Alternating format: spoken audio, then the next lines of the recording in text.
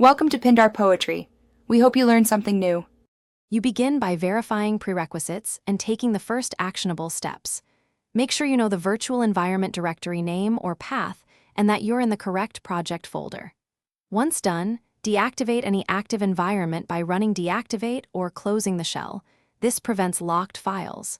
Next, export dependencies with pip freeze requirements.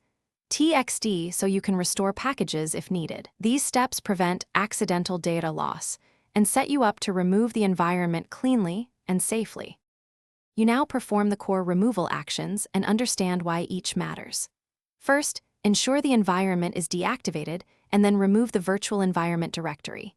Use rm-ref-venv on Mac or Linux or rm-dir/svenv on Windows.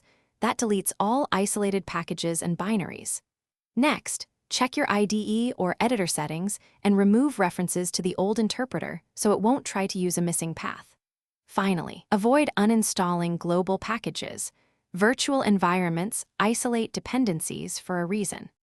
You finish by restoring or verifying your setup and knowing how to troubleshoot common problems.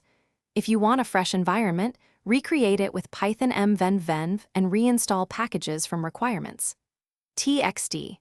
This ensures reproducible state. Make sure your path and IDE interpreter point to the new environment. If imports fail, double-check that you activated the env and that no process is locking files. If deletion failed, verify folder permissions and stop any running Python processes. Then try removal again. Thanks for watching. Consider subscribing if we helped you.